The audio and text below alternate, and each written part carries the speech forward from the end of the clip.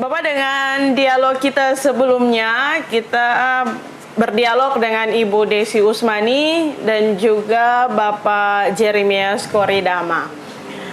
Kita berbicara mengenai pelestarian warisan budaya tak benda, khususnya yang ada di Provinsi Papua, namun juga di Provinsi Papua Barat. Ya. Iya. Bapak berbicara mengenai warisan budaya tak benda. Pendapat Bapak seperti apa mengenai pelestarian warisan budaya tak benda itu sendiri yang sementara ini berlangsung di provinsi kita, di Provinsi Papua?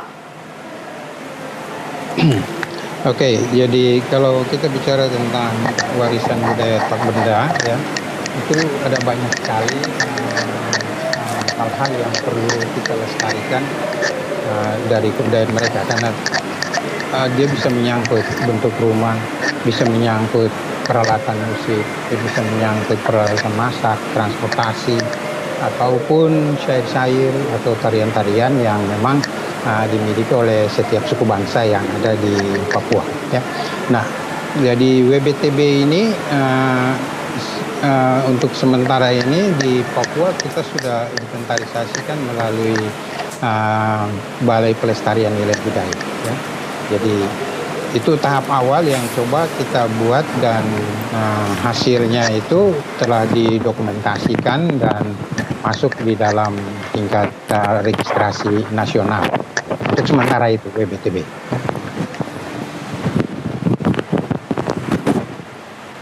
Iya.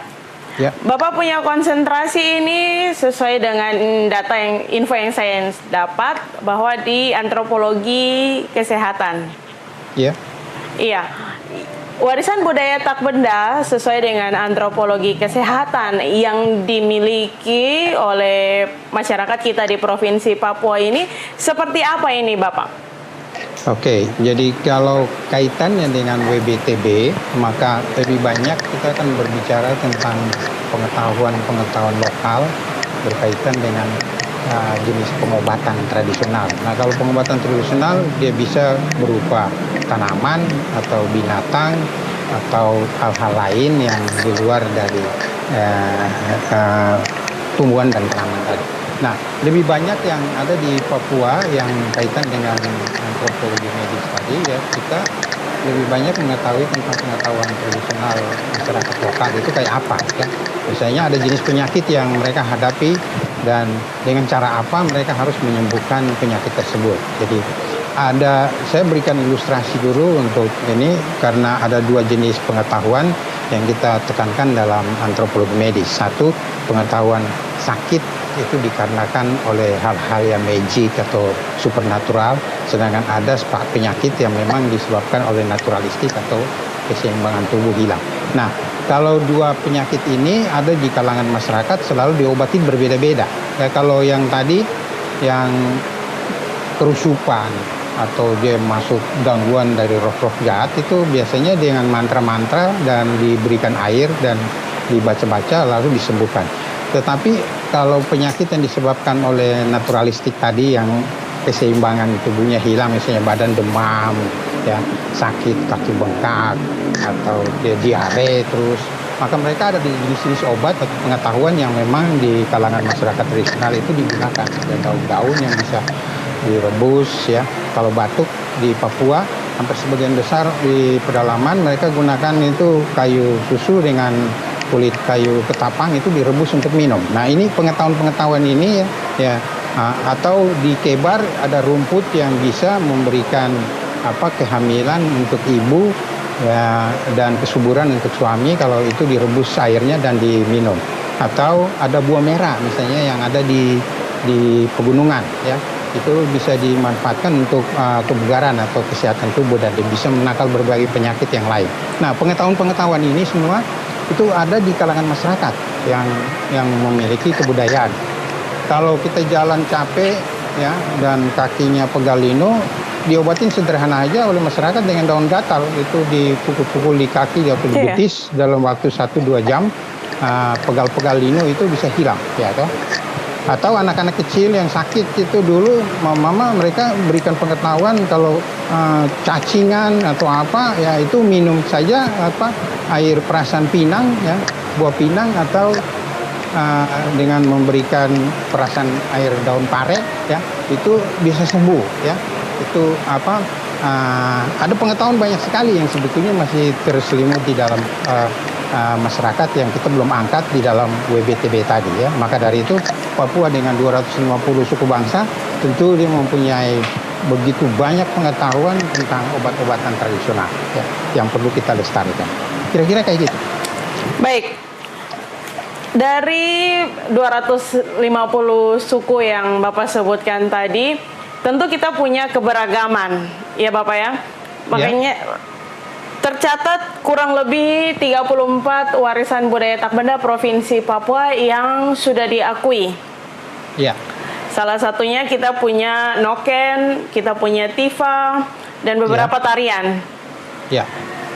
Namun Bapak dalam pencatatan dan juga semua hal yang dilakukan guna pelestarian yang dilakukan oleh Balai Pelestarian Nilai Budaya Provinsi Papua tentunya punya kendala-kendala. Yang Intia mau tanyakan adalah kendala-kendala apa saja yang biasanya terjadi ditemui oleh para peneliti dari Balai Pelestarian Nilai Budaya ini di masyarakat kita sehingga ini menjadi sesuatu yang menjadi kendala untuk warisan budaya tak benda Provinsi Papua ini sendiri. Oke, ada beberapa hal yang memang selama ini penting untuk kita angkat karena selama ini pun juga saya bantu di Balai Pelestarian Nilai Budaya Provinsi dan saya tahu betul apa kendala yang mereka hadapi. Yang pertama sekali lini kantornya ya. Lini kantornya dulu ya, lini kantor sekira kantor sendiri secara organisasi itu sudah mempunyai tenaga peneliti yang baik ya untuk coba menginventarisir dan coba untuk merekomendasikan kira-kira aset-aset budaya ini secara budaya itu diangkat dia secara baik. Itu sudah mulai melengkapi. Yang kedua, ya link kerjanya dengan Dikti itu udah jalan baik sekali ya. Dengan pusat itu sudah jalan baik dan beberapa program-program yang dilakukan di pusat itu sudah jalan. Tetapi kembali lagi ya kita mempunyai kekurangan-kekurangan yang memang selalu saya ingatkan bahwa untuk kita mempelajari satu budaya secara utuh dan lengkap itu kita perlu ada orang yang memang tahu dan dia bisa memberikan informasi ya. Nah, kebanyakan informan yang kita butuhkan itu di kalangan orang tua udah makin sedikit ya, sudah makin tidak ada. Sedangkan di kalangan anak-anak muda tidak ada transformasi pengetahuan itu sehingga mereka tidak bisa memberikan penjelasan yang secara detail yang baik ya untuk kita coba mengangkat kembali dan mendokumentasi itu secara utuh ya. Dan yang berikut juga untuk bekerja untuk memahami ini sehingga Balai Pelestarian itu dia bisa bekerja baik, tidak bisa dia bekerja sendiri ya. Dia harus lintas sektoral ya.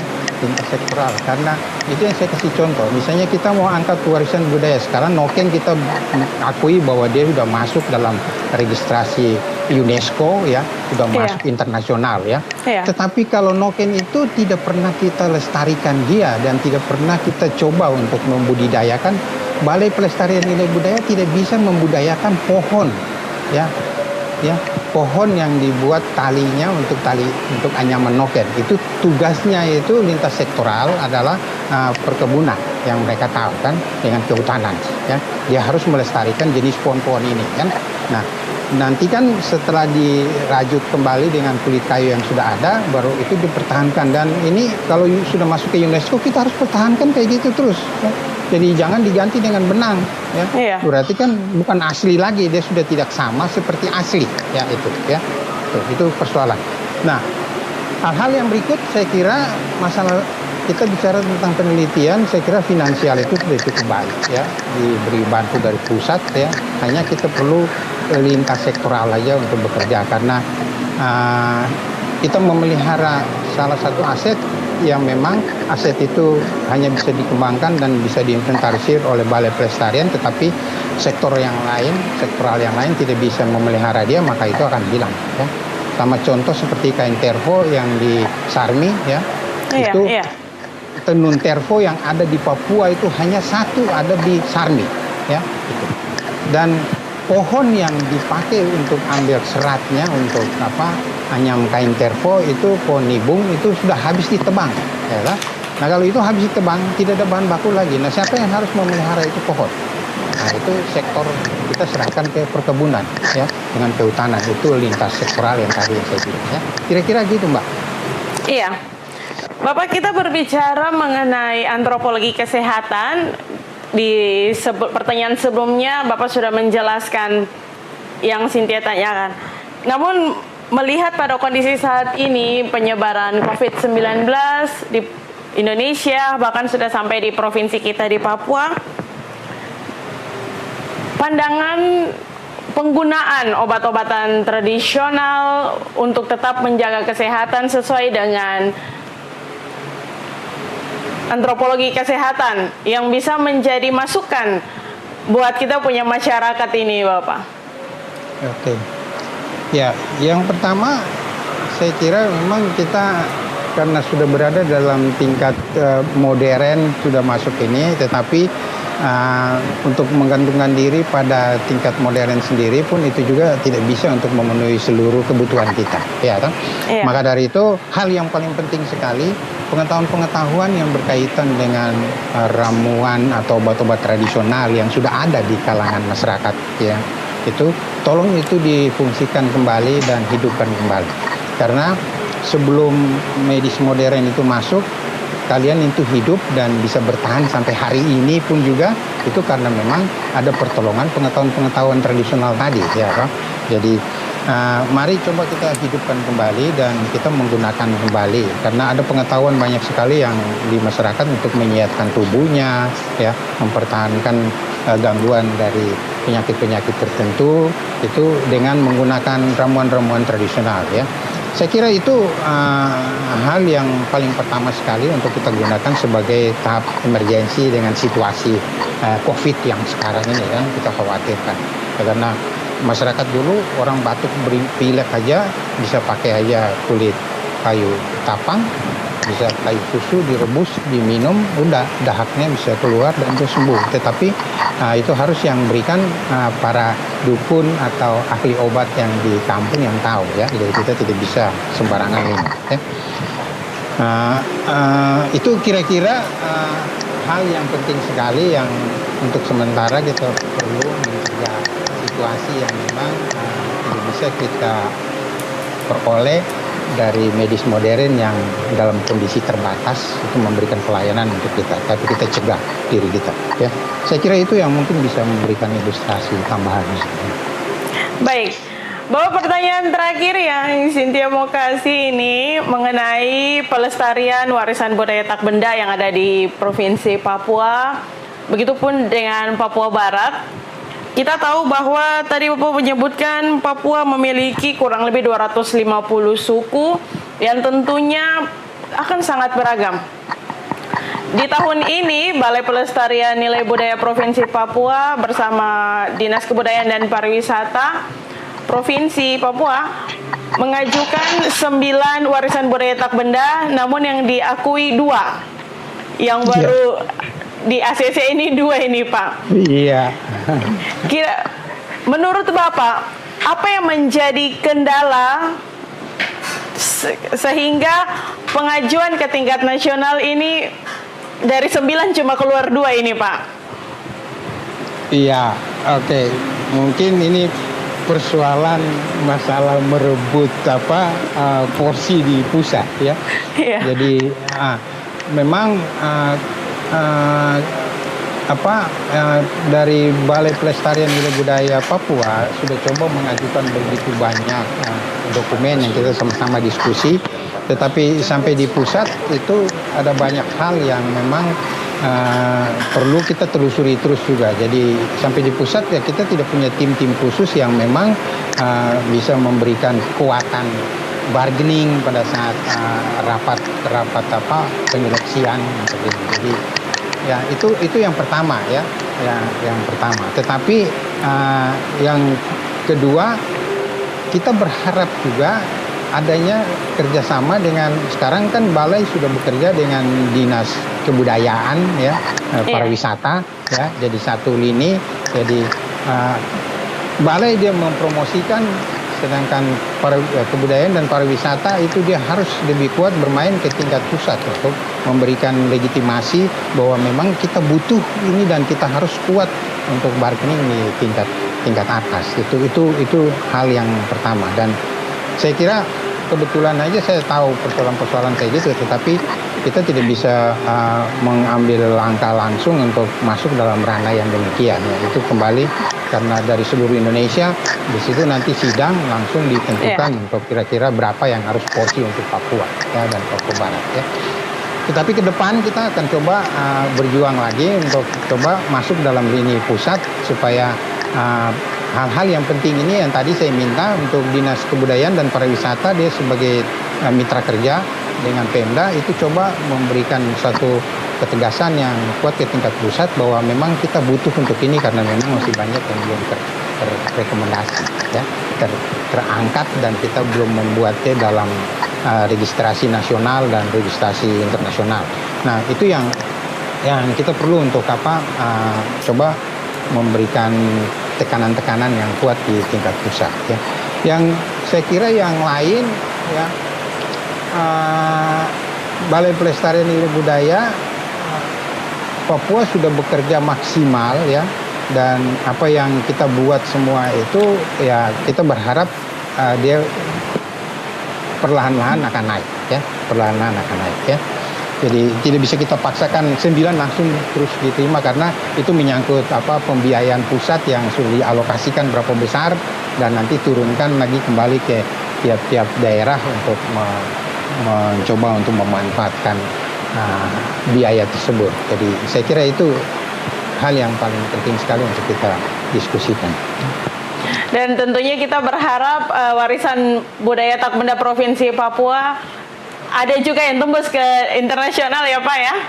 Saya harap begitu, karena waktu Noken sudah dibuat jadi masuk ke UNESCO ya, itu sampai sekarang pun juga kita berkecil hati karena apakah kita sudah pernah melestarikan Noken ini secara baik ya? Gitu. Iya.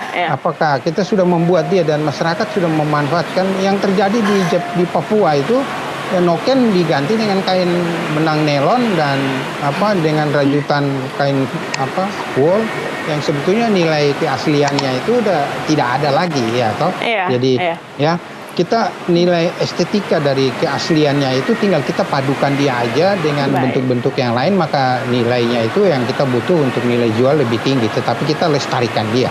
Nah, kita inginkan untuk periode berikut ini mungkin ada beberapa yang nanti kita bawa ke UNESCO, itu seperti TIFA ya, atau apa yang kita coba angkut dia lagi, angkat ke UNESCO. Tetapi kembali lagi, apakah kita mau memelihara budaya kita sendiri nggak? Jati diri kita mau kita pelihara nggak itu? Ya? Kalau tidak mau kita pelihara, maka ini hanya untuk sementara dan dia akan hilang lagi. Ya saya takut Noken itu nanti kalau UNESCO dia evaluasi kembali, ternyata ini tidak ada pemeliharaan dan tidak berkembang di dalam masyarakat secara baik, maka dia akan mencabut nomor registrasinya. Ya? Itu kita perlu hati-hati sekali untuk itu ya. Kira-kira kayak gitu, Mbak. Dan tentunya itu tidak kita harapkan ya, Pak. Ya, saya tidak mengharapkan itu karena kita sudah berjuang untuk dia naik jadi aset Papua ya, itu. Jadi jangan sampai hilang ya, itu ya. Baik, Bapak supaya jangan sampai hilang ini, Pak. Closing statement, Cynthia mau Bapak memberikan pesan untuk semua lapisan masyarakat yang ada di Provinsi Papua maupun Papua Barat untuk tetap menjaga dan melestarikan warisan budaya Tak Benda, karena seperti yang tadi Bapak sebutkan, budaya merupakan identitas kita ini, Pak. Iya. Cynthia mau Bapak kasih pesan untuk semua lapisan masyarakat, terkhususnya untuk kaula muda ini, Pak. Oke, saudara-saudara di Papua, cuma satu aja apakah kita mau bilang diri kita Papua? Kalau mau bilang diri kita Papua, maka peliharalah budaya kita. Baik. Bukan budaya orang lain yang kita pelihara, ya apa? Tetapi Iya. kita memanfaatkan budaya lain, kita menggunakan tetap budaya kita, tetap kita pelihara dia dan jaga dia, dan kita harus hormati dia. Itu satu, karena jati diri kita letaknya di situ, tidak ada di mana-mana. Ya? Benar. Orang Jawa mengakui diri orang Jawa, dia melestarikan dirinya semua dari asetnya dan apa semua kelihatan, tetapi dia bisa bergaul hidup dengan masyarakat yang lain. Ya? Benar. Sama kayak orang Papua. Ya? Jadi hormati dan jagalah jati diri kita dengan budaya kita baik-baik, hargai dia, karena kalau kita tidak menghargai budaya kita, maka orang lain tidak akan menghargai. Ya? Itu kira-kira yang perlu kita pelihara dia. Ya? Baik. Mungkin itu. Iya, hargai budaya kita, karena kalau bukan kita siapa lagi ya Pak ya? Apalagi Orang pun tidak akan menghargai budaya kita. Baik. Oke.